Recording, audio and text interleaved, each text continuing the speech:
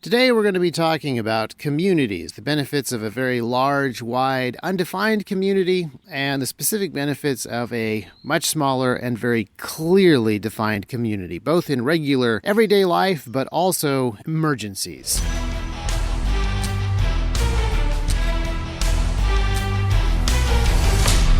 Welcome to another T-Rex Talk.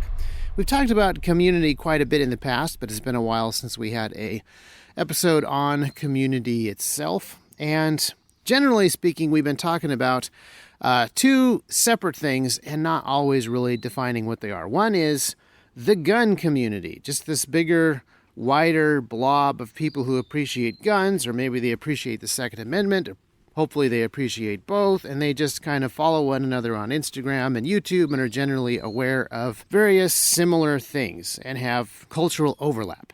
But we've also talked about the idea of building smaller communities that are local and people can look after one another and meet each other's needs in other ways. So, for example, we've also talked a little bit about alternative economies. So, here in Hickman County, there are a number of small alternative economies that exist, little farmers markets and things like that, so that if you would like to extract yourself from the larger, massive, centralized, processed food economy, there are ways to do that. You can buy grass-fed beef directly from local farmers, and a lot of us that are listening to this podcast and part of this larger gun community probably really like the idea of small communities that offer these decentralized economies where you can go to local folks to get stuff as opposed to being a part of a gigantic bloated system. It's not that hard to buy bootleg,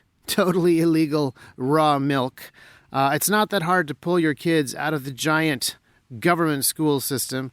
But there are things that are a little bit trickier. Let's talk about some edge cases. Now, a statement that I've made in the past that will continue to be true is that edge cases don't make for good laws, but they are often good for revealing the strengths or weaknesses of some different ideas. So a great example of this would be there was an edge case, an extremely rare event that in my understanding has only happened once in the United States.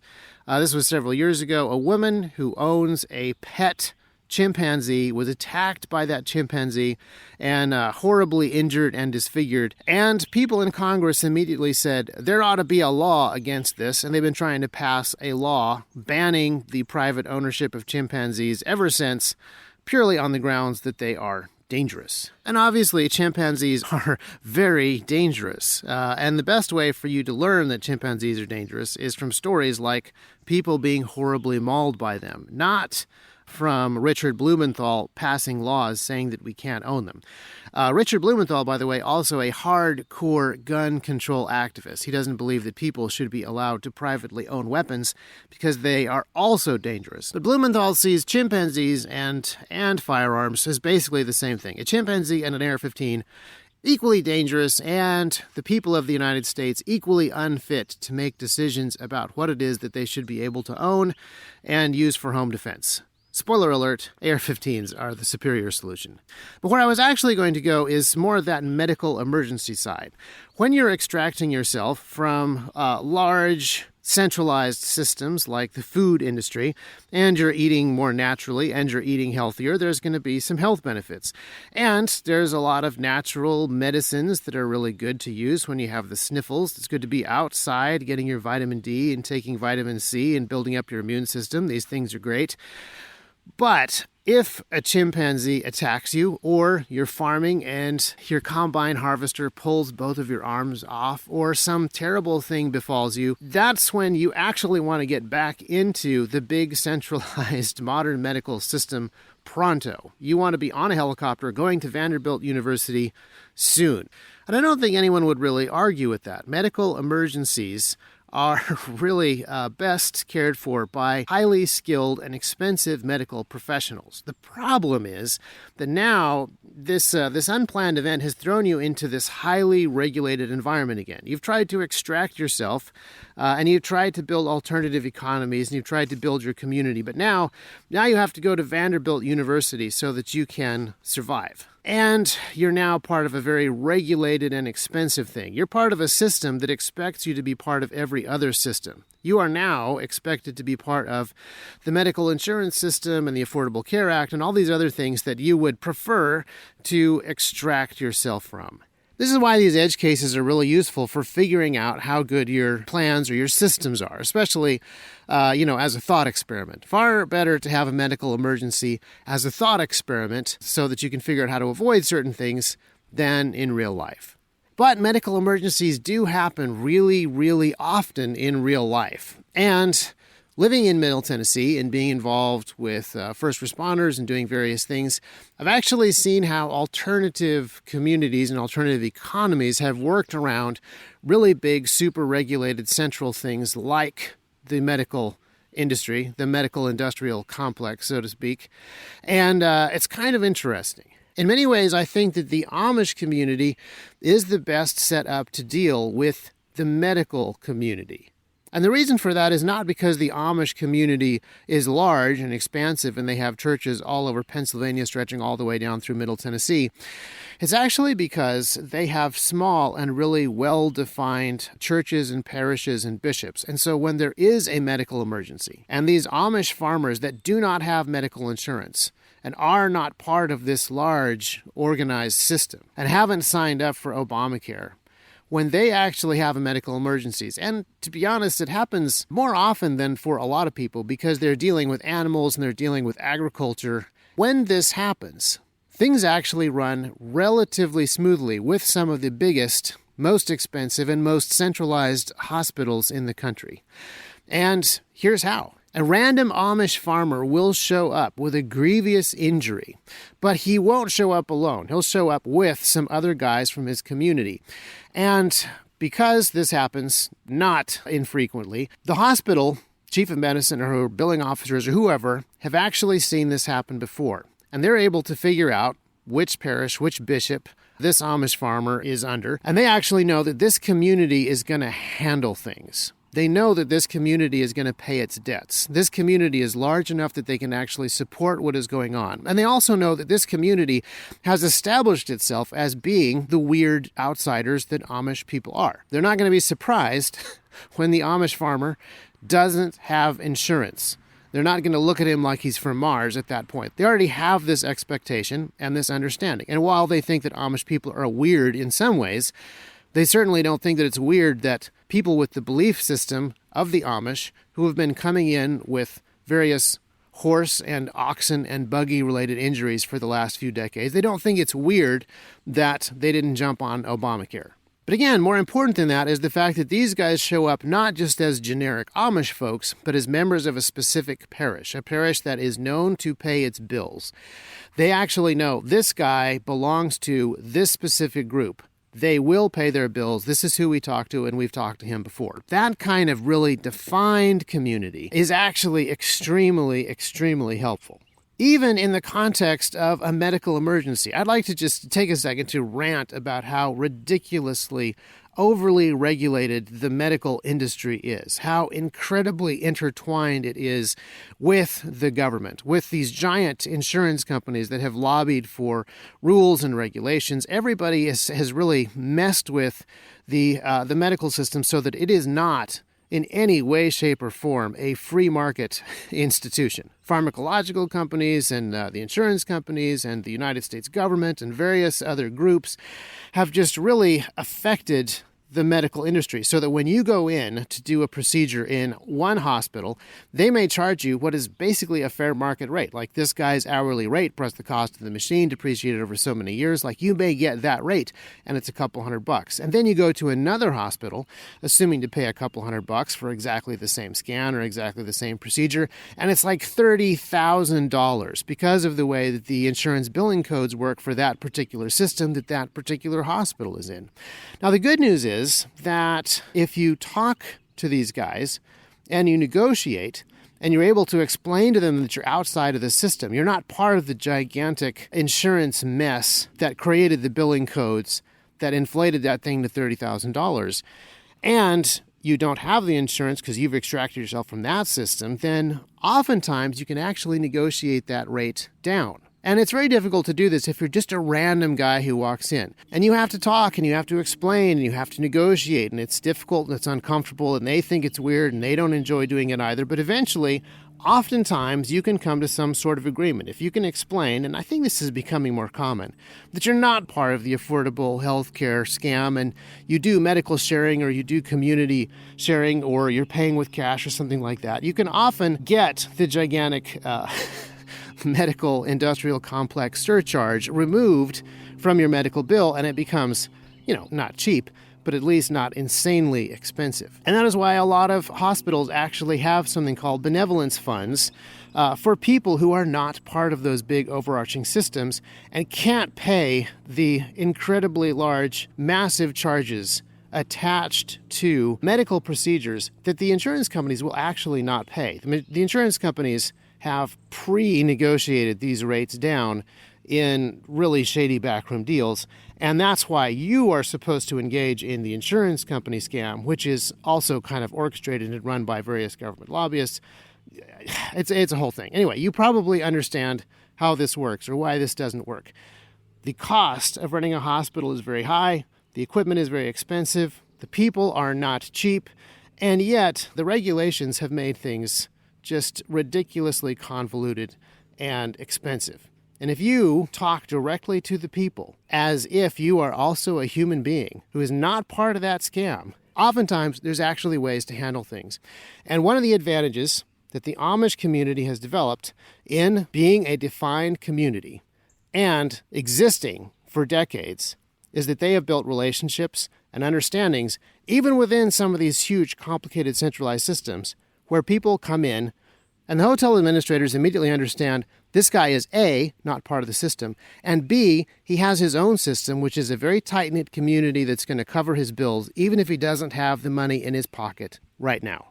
And of course, I will point out that I have some pretty significant theological differences with the Amish communities, but I think that this way of taking care of their own, but also having really clear ideas of who their own are, is extremely helpful.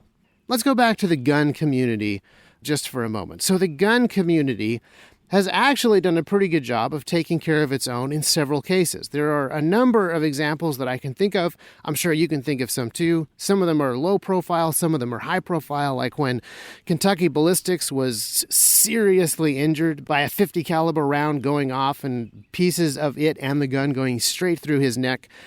The medical community knew how to fix him, and the gun community gathered around with GoFundMe and various other fundraising efforts and got him the cash necessary to pay those bills. And in no way do I want to get away from that. Although, actually, yes, we should get away from GoFundMe because they're politically not as helpful, and switch over to Give, Send, Go because they're a lot more like-minded and helpful, and I think they take a smaller percentage as well. But this kind of community assistance, even in the wider community, is good, and I don't want to throw cold water on that. But imagine if you showed up at a hospital with your thumb holding all of your blood in, and you tell the ER docs, "Don't worry, I'm part of the gun industry. They will take care of me."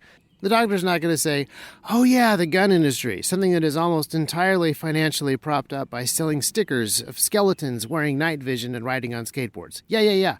I'm sure that your bills will be paid in full."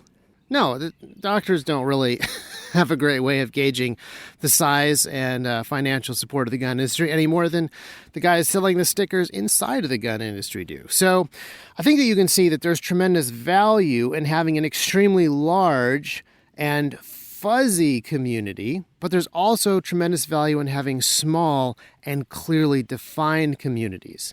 Communities who can say, "We are the such and such area community, and we are exactly these people, and we are expecting that we take care of each other in exactly these ways." And as cool as the larger, wider gun community is for things like t-shirts and stickers, and actually, I should not be so flippant about that. It is very cool that the larger gun community is largely coalesced around not just content, but commerce. There are a huge number of people selling not just hats and stickers, but also holsters and nylon gear. And not just mass-produced nylon gear, but there's a whole bunch of people doing little tiny runs of specific nylon gear for specific uses in people. People assembling night vision with special housings. People doing 3D printed stuff that is extremely cool on an extremely small scale across a huge, wide community. I think, again, is great. But if you want to build alternative economic systems in a specific physical region, you're going to need a lot more definition than that. If you're going to build alternatives to, say, education and financial systems and food systems in a small area where people can reliably depend upon one another and do the division of labor thing, you're going to need really clear definitions of who's actually doing what and who's actually in the community. This isn't to exclude people and keep them out, but this is just to know that if so-and-so gets kicked by a horse, these are the guys who are actually going to help him pay the bill.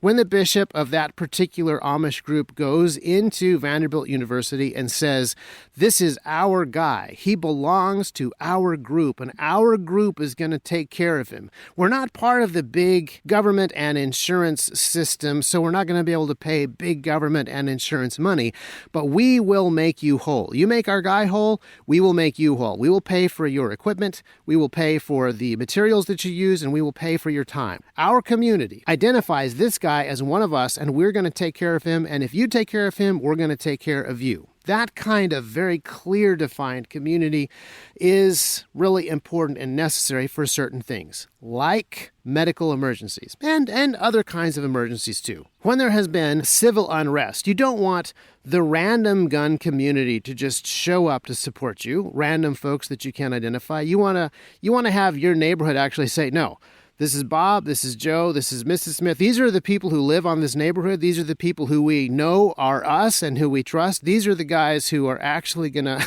do the security detail. Not just random people who show up and we identify them by the stickers that dropped last week. I should probably not make fun of stickers because, we have stickers at T-Rex too. So the point of this podcast is not so much to tell you exactly what to do, but that you should be thinking about both. And I realize that there's a lot of very individualistic individuals in the wider undefined gun community. And one of the great things about the wider undefined gun community is that it is undefined. You can be an individualist and you can be a part of it and you can be free and you don't really saddle yourself with a whole bunch of obligations when you just, start following people on Instagram. And I think that we can all see that there are significant dangers when it comes to definitions and obligations. Yeah, there's an opportunity cost. Once you're locked into Group A, you may not be able to be part of Group B. You may just not have the time to continue to do all of the Group B activities because of your Group A obligations. But then there's also the fact that once you are clearly defined as being part of Group A, other people are just going to think you're weird. Maybe not Amish weird, but, there's that. And once you make yourself a part of this particular group, and it has serious obligations, there's going to be some kind of authority structure, and you're going to have to put yourself under that authority. And that is something that is not cool. If you are an average individualistic American, particularly one that wants to extract himself from large authoritarian systems so that he can go build alternatives, this idea of placing yourself under authority is not cool. But just because something isn't cool doesn't mean that it may not be the right thing to do or the necessary thing to do. There has been a really strong push in the late 20th century and now in the 21st century not to have any authority except the government, because the government has, it has lethal power. It has the monopoly on violence. So obviously it has authority, but nobody else needs to have authority. Churches don't need to have authority. Families don't need to have authority. Nothing needs to have authority except the civil government itself. And even the federal government does not believe that state governments or county governments really need to have any authority either. And when we look at the federal government, we see massive, massive, massive misuses of authority all the time. And so when I say to you that the way that you build strong, local, defined communities is going to involve placing yourself voluntarily under authority, well, I understand that maybe causes you to turn off the podcast at this point, but there's really no getting around that. If you want the kind of alternative systems that require teamwork, then the teamwork is going to require organization. And organization is going to require dependability and authority. Now, the good news is the more self-governing you are, the less government you require from other people. But you still need to place yourself under some level of authority so that when so-and-so gets kicked by a horse or run through a combine or has his face torn off by a chimpanzee, your group of guys takes him to the hospital and you say, yeah, I am going to help pay the bill. I told him that having a chimpanzee was dumb, but you are going to have the self-discipline to say, we decided as a group that we were going to cover his medical bills, and so I'm going to place myself under that authority, and I will do it. This is such a ridiculous premise. This group has a really good track record of always paying our medical bills. That's going to require that you place yourself under the authority of the group, whether it's, a distributed sort of vote-based thing or whether there's a single Amish bishop or whatever. And I realize that deep down in your own selfishness, you don't like this idea. In my selfishness, I don't like this idea.